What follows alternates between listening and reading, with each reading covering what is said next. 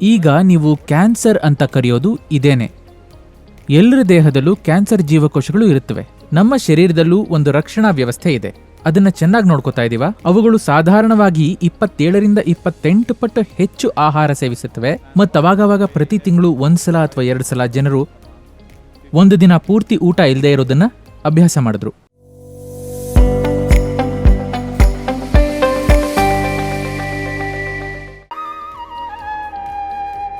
ಶರೀರ ಬರೀ ಜೀವಕೋಶಗಳಿಂದ ಆಗಿದೆ. ಸಾವಿರಾರು ಕೋಟಿಗಳಷ್ಟಿವೆ ಅಂತಾರೆ.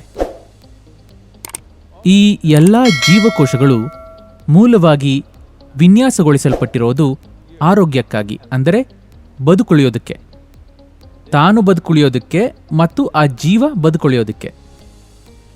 ಅವುಗಳಲ್ಲಿ ಕೆಲವು ಅಡ್ಡದಾರಿ ಹಿಡಿಯುತ್ತವೆ. ಅವು ಬೇರೆಯವರ ಸಂಪಾದನೆಯಲ್ಲಿ ಬದುಕುತ್ತವೆ. ಅದು ಅಪರಾಧ ಅಲ್ವಾ? ಒಬ್ಬ ಜೇಬುಗಳ್ಳ ಇದ್ದಾನೆ ಅಂತ ಇಟ್ಕೊಳ್ಳಿ. ಅವನ ಕೆಲಸ ಏನು? ನೀವು 1 ತಿಂಗಳಲ್ಲಿ ಸಂಪಾದಿಸಿದ್ನ ಅವನಿಗೆ 1 ದಿನದಲ್ಲಿ ಹೊಡಿಬೇಕು. ಆದರೆ ಅವನು ಸಮಾಜದ ಒಂದಂಗ ಸಿಕ್ಕಾಕೊಳ್ಳೋವರೆಗೆ ಅಲ್ವಾ? ಈಗ ದೇಶದ ಎಲ್ಲಾ ಜೇಬುಗಳರು ಒಂದುಗೂಡಿ ಡೆಲ್ಲಿಗೆ ಬಂದರು ಅಂತ ಇಟ್ಕೊಳ್ಳಿ. ಈಗ ಎಲ್ರ ಜೇಬ್ಗೂ ಕತ್ತರಿ ಬೀಳುತ್ತೆ. ಯಾಕೆ ಅಂದರೆ ಈಗ ಅದು ವ್ಯವಸ್ಥಿತವಾಗ್ಬಿಟ್ಟಿದೆ. ಈಗ ನೀವು ಕ್ಯಾನ್ಸರ್ ಅಂತ ಕರೆಯೋದು ಇದೇನೆ. ಎಲ್ಲರ ದೇಹದಲ್ಲೂ ಕ್ಯಾನ್ಸರ್ ಜೀವಕೋಶಗಳು ಇರುತ್ತವೆ. ಅವು ವ್ಯವಸ್ಥಿತವಾಗಿ ಒಂದೇ ಜಾಗದಲ್ಲಿ ಕೇಂದ್ರೀಕೃತವಾಗಿಬಿಟ್ರೆ ಆಗದು ಗಂಭೀರ ಸಮಸ್ಯೆಯಾಗ್ಬಿಡುತ್ತೆ. ಎಲ್ಲಿವರೆಗೆ ಅಂದರೆ ಆ ವ್ಯಕ್ತಿಯ ಜೀವವನ್ನೇ ತೆಗೆಯುವಷ್ಟು. ಪರಿಹಾರ ಏನು? ಹಲವಾರು ಅಂಶಗಳಿವೆ. ಮೊದಲನೇದಾಗಿ, ಅಪರಾಧಗಳು ಜಾಸ್ತಿ ಆಗೋದು ವ್ಯವಸ್ಥೆಯಲ್ಲಿ ಅರಾಜಕತೆ ಉಂಟಾದಾಗ ಅಲ್ವಾ? ಸಮಾಜದಲ್ಲಿ ಅಪರಾಧಿಗಳು ಜಾಸ್ತಿ ಆಗೋದು ನ್ಯಾಯಾಂಗ ವ್ಯವಸ್ಥೆ ಅಸ್ತವ್ಯಸ್ತವಾದಾಗ. ನಮ್ಮ ಶರೀರದಲ್ಲೂ ಒಂದು ರಕ್ಷಣಾ ವ್ಯವಸ್ಥೆ ಇದೆ. ಅದನ್ನು ಚೆನ್ನಾಗಿ ನೋಡ್ಕೋತಾ ಇದೀವ? ಅಥವಾ ಅದರ ಮೇಲೆ ಎಲ್ಲಾ ಥರದ ಉತ್ತೇಜಕ, ಮಾದಕ ಪದಾರ್ಥಗಳ ಸುರಿಮಳೆಯನ್ನು ಸುರಿಸ್ತಾ ಇದ್ದೀವ?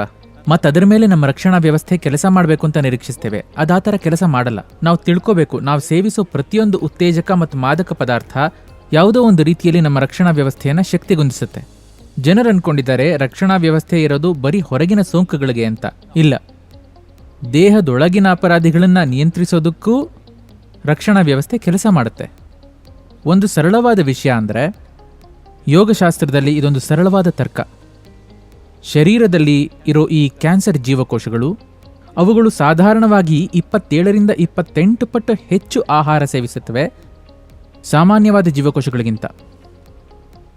ಹಾಗಾಗಿ ನೀವು ನಿಮ್ಮ ಊಟಗಳ ನಡುವೆ ಕಾಲಾವಕಾಶ ಇಟ್ಟರೆ, ಯೋಗದ ಪ್ರಕಾರ 2 ಊಟಗಳ ನಡುವಿನ ಸೂಕ್ತವಾದ ಕಾಲಾವಕಾಶ 8ರಿಂದ 12 ಗಂಟೆಗಳು.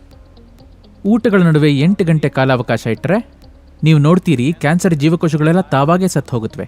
ಯಾಕೆ ಅಂದರೆ ಅವು ಆಹಾರ ಇಲ್ಲದೆ ಬದುಕುಳಿಯೋಲ್ಲ, ಬೇರೆಯವು ಉಳಿಯುತ್ತವೆ.